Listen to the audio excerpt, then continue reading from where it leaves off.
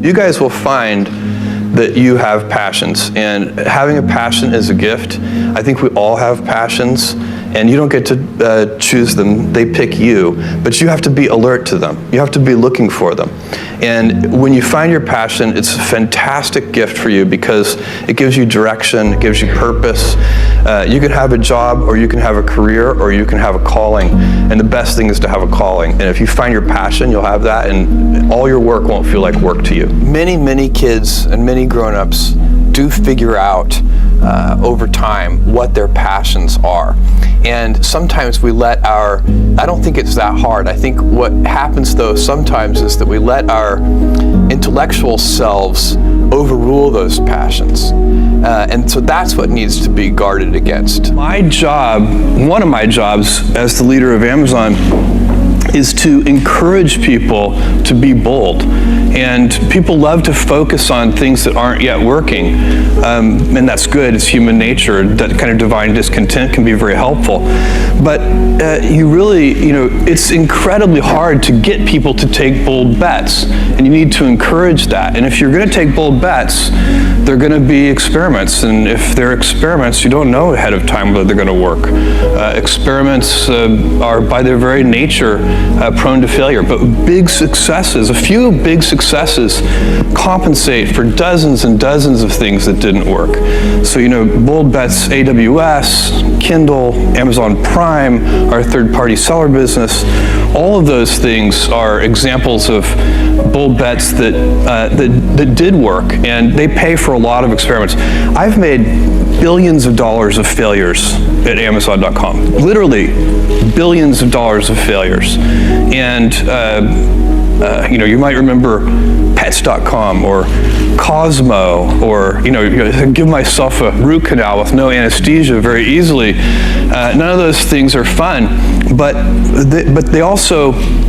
they don't matter. What really matters is companies that don't continue to experiment, companies that don't embrace failure, they eventually get in a desperate position where the only thing they can do is make a kind of Hail Mary bet at the very end of their corporate existence.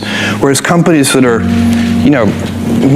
making bets all along, even, big bets, but not bet the company bets. I don't believe in bet the company bets.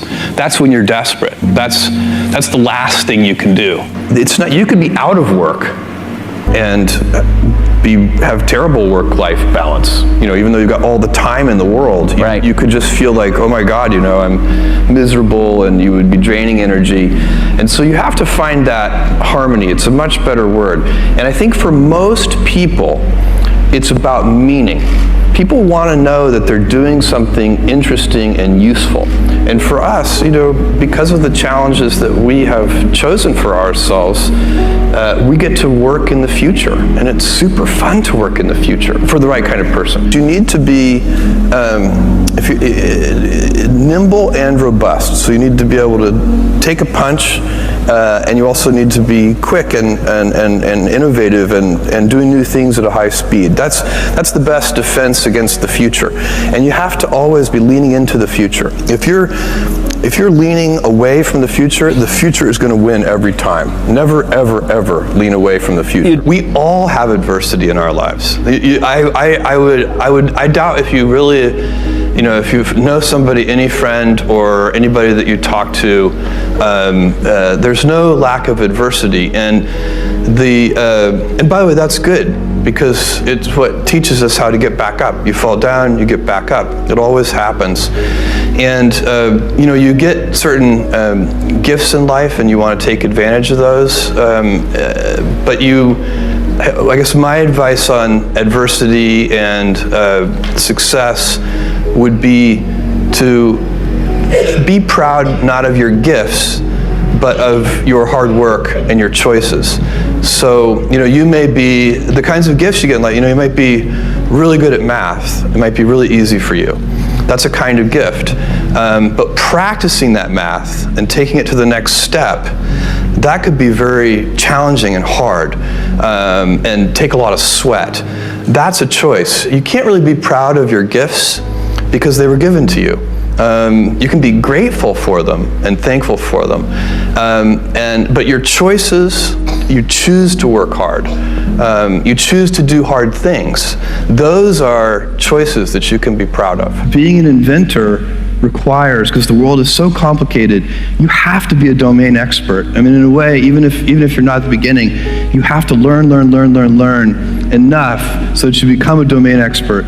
But the danger is once you become a domain expert, you can be trapped by that knowledge. And so inventors have this paradoxical ability to have that 10,000 hours of practice and be a real domain expert and have that beginner's mind. Have that look at it freshly, even though they know so much about the domain. And that's the key to inventing. You have to have both. And I think that is intentional. I think all of us have that inside of us, and we can all do it, but you have to be intentional about it. You have to say, yeah, I am going to become an expert, and I'm going to keep my beginner's mind. You can't skip steps. You have to put one foot in front of the other. Things take time. There are no shortcuts, but you want to do those steps with passion and ferocity. It's easy to have ideas. It's very hard to turn an idea into a successful product. There are a lot of steps in between, and it takes persistence, relentlessness. So I always tell people who think they want to be entrepreneurs, you need a combination of stubborn relentlessness and flexibility. And you have to know when to be which. And basically you need to be stubborn on your vision, because otherwise it'll be too easy to give up. But you need to be very flexible on the details, because as you go along pursuing your vision, you'll find that some of your preconceptions were wrong, and you're going to need to be able to change those things. So I think taking an idea successfully all the way to the market and turning it into a real product that people care about and that really improves people's lives is a lot of hard work. Don't try to chase what is kind of the hot passion of the day. I think we actually saw this, I think you see it all over the place in many different contexts, but I think we saw it in the internet world quite a bit, where at the sort of peak of the sort of internet mania in say 1999, you found people who were very passionate about something. They kind of left that job and decided, I'm going to do something in the internet, because it's it was almost like the 1849 gold rush in a way. I mean, you find that people, if you go back and study the history of the 1849 gold rush, you find that at that time everybody who was within shouting distance of California was they might have been a doctor, but they quit being a doctor and they started panning for gold, and that almost never works. And even if it does work, according to some metric, financial success or whatever it might be, I suspect it leaves you ultimately unsatisfied. So you really need to be very clear with yourself. And I think one of the best ways to do that is this notion of projecting yourself forward to age 80, looking back on your life and trying to make sure you've minimized the number of regrets you have. That works for career decisions. It works for family decisions. Do you want? I have a 14-month-old son, and it's very easy for me to, if I think about myself when I'm 80, I know I want to watch that little guy grow up.